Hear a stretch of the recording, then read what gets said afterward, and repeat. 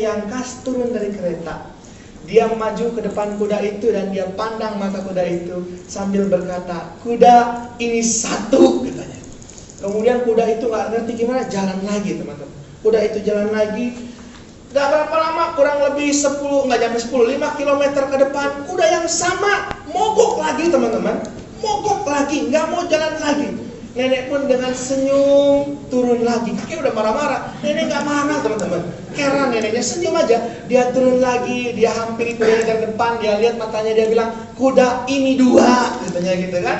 Kemudian dia naik lagi, nggak berapa lama kuda jalan lagi.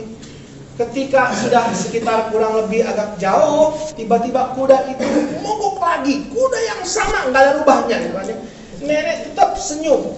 Kakek itu udah marah setengah mati kan, dia gebuk-gebuk kudanya, nggak mau jalan-jalan. Nenek dengan senyum dia turun. Begitu dia turun, ternyata neneknya freak teman-teman. Dia punya senapan, pistol, dia keluarin. "Kuda ini 3." Sudah dia tembak, kudanya langsung mati.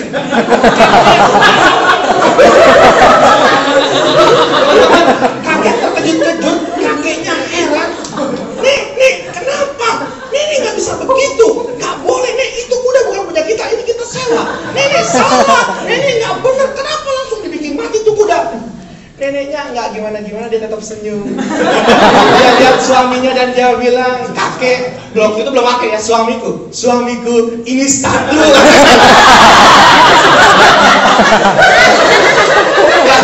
Teman-teman, sampai usia 55 tahun perkawinan nggak pernah nyampe 3.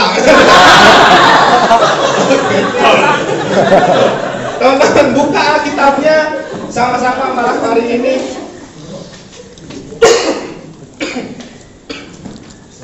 Buka ke Lukas 9 teman-teman.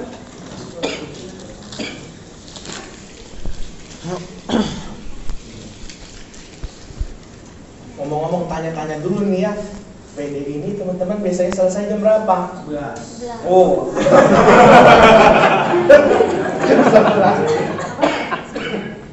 Oke.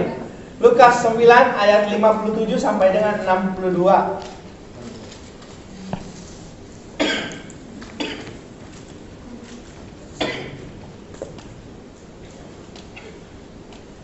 Oke, ketemu ya. Ketika saya diundang ke sini, teman-teman, saya tanya kapan waktu itu nggak pas waktunya. Bahkan ada yang sudah pas pun sayanya nggak bisa. Saya banyak salah sama Angel gitu ya, sampai ada digantiin sama orang gitu ya. Tetapi terus saya bilang, boleh nggak kalau saya dikasih satu waktu, saya mau minta, saya mau bawain tema yang benar-benar close to my heart gitu ya. Teman-teman, tahun 2010 ini saya ada satu tema yang deket banget gitu kan. Kemana-mana saya pikirin, kemana-mana saya renungin gitu ya, dan kemana-mana saya bagiin. Kalau ada kesempatan diminta sama PD-PD mana, saya selalu bilang, saya punya tema seperti ini, boleh nggak kapan-kapan bagiin gitu ya. Saya nggak tahu di sini ada yang udah pernah dengar belum gitu ya. Tapi ya kalau sudah pernah dengar, semoga makin meneguhkan. Yang belum, kita sama-sama dengerin ya. Teman-teman, Lukas 9 57 sampai dengan 62. Lukas ayat 57 saya akan mulai baca. Untuk menyingkat waktu, teman-teman baca di dalam hati aja ya. Saya pimpin di depan. Kita mulai.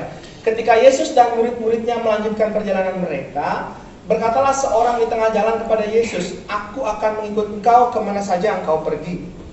Yesus berkata kepadanya, "Serigala mempunyai liang dan burung mempunyai sarang, tetapi anak manusia tidak mempunyai tempat untuk meletakkan kepalanya." Lalu ia berkata kepada seorang lain, "Ikutlah aku." Tetapi orang itu berkata, "Izinkanlah aku pergi dahulu menguburkan Bapakku." Tetapi Yesus berkata kepadanya, "Biarlah orang mati menguburkan orang mati. Tetapi engkau pergilah dan beritakanlah kerajaan Allah di mana-mana." Dan seorang lain lagi berkata, "Aku akan mengikut engkau Tuhan, tetapi izinkanlah aku pamitan dahulu dengan keluargaku." Tetapi Yesus berkata, "Setiap orang yang siap untuk membajak tetapi menoleh ke belakang, tidak layak untuk kerajaan Allah." Demikianlah sabda Tuhan. Terpujilah Kristus. Teman-teman, judul renungan kita malam hari ini komitmen atau kompromi.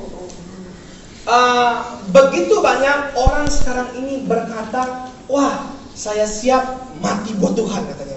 Kalau perlu mereka mau mati, apa disebutnya? Mati sahid. Jadi martir buat Tuhan. Seperti itu teman-teman ya.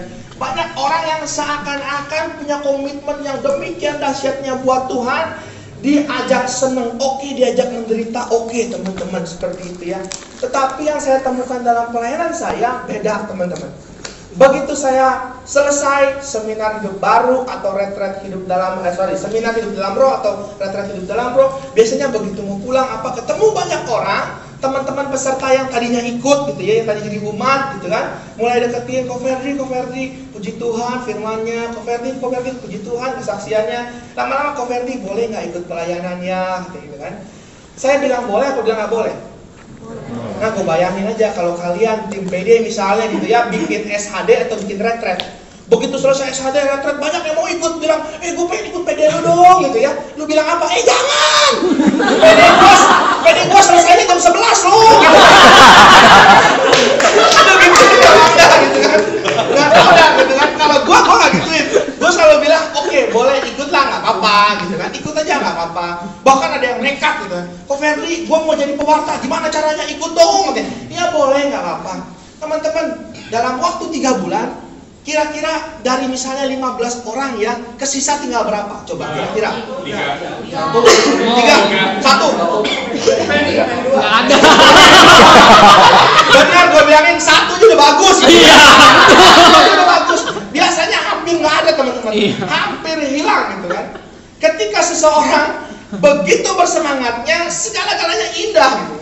Dia nggak pikirin apa-apa, pokoknya dia mau ikut dulu, dia mau ngapain dulu, dia nggak tahu resikonya. Begitu dia tahu resikonya, waduh, ntar dulu, dia bilang pulang jam 11. Mending gue dianterin pulang gitu kan ya. Jangan-jangan gue tekor gitu kan, sama orang pikir kayak gitu, teman-teman. Banyak yang mundur, banyak sekali yang mundur, banyak yang nggak kelihatan lagi. Mulai jadi apa disebutnya muntaber ya, mundur tanpa berita katanya. Kapal selam ya katanya gitu kan. Jadi nanti kalau pas dibaptis dia muncul gitu kan. Begitu udah dibaptis dia nyelam lagi. Ntar Krisma dia muncul, ntar dia nyelam lagi. Merit dia muncul, ntar nyelam lagi. Mau mati muncul. Nah.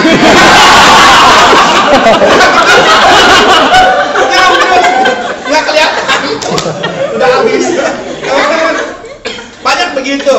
Banyak dari kita tidak mau ambil resiko. Ikutnya mau, terlibatnya oke. Terlibat oke gitu ya.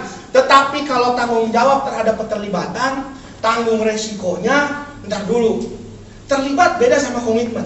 Kalau terlibat dia mau ikut serta, tapi kapan dia mau, kapan dia suka, kapan dia lagi senang, kapan dia lagi nggak bete, kapan WL-nya ganteng gitu kan ya, kapan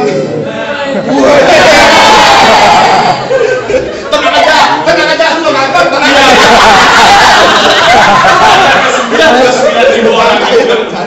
enggak, dia keren loh, luar biasa. Puji Tuhan. Amin. Teman-teman, jam 11 bener pulangnya. Ih, gua kalau di sini ketawa terus ya.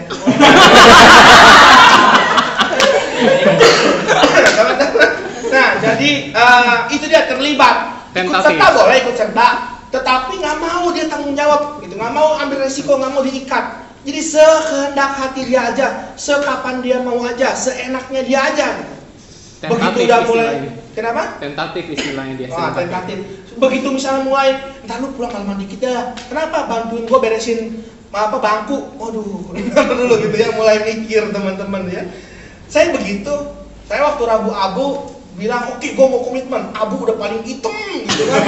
Romonya pelan-pelan gua desak begini biar hitaman dikit romo gitu kan. Pagi-pagi jam 6 orang belum bangun udah ada abunya gitu kan. Jam 7 sudah masuk kantor, satpam bingung, kenapa lu hitam, jedok apa gimana gitu kan. Oh pokoknya hitam, paling hitam. Saya bilang hari ini saya makan kenyang 1 kali gitu kan, satu hari 1 kali. Rabu Abu teman-teman. Siangnya setelah selesai saya kerja, teman saya ini ketua PD nih, ketua PD satu mobil nih gitu ya. Kita kerja bareng satu kantor. Dia tanya, lu udah makan kenyang belum 1 kali hari ini? Belum, yuk ikut gua, kita makan katanya. Boleh? Jadi siang aja ambilnya? Iya siang aja. Oke, di mana? TA. Waduh, gua bilang langsung. Kepala gua udah mulai cenut gitu kan ya. Banyak pilihan, gua ngeri kebanyakan makan teman-teman. Lalu ikut gua aja. Saya tadi nggak mau, tapi karena terlibat, bukan komitmen, terlibat saya bilang udah oke deh gitu ya. Gua mau buka diri gitu kan, Nyampe di TA gitu kan, lewat depan lewat tempat toko roti itu ternyata nggak punya sedot itu ya, jadi dia biarin tuh nggak ada sedotannya, jadi Jadi dia punya uang itu bisa kemana-mana gitu. Gue bingung juga.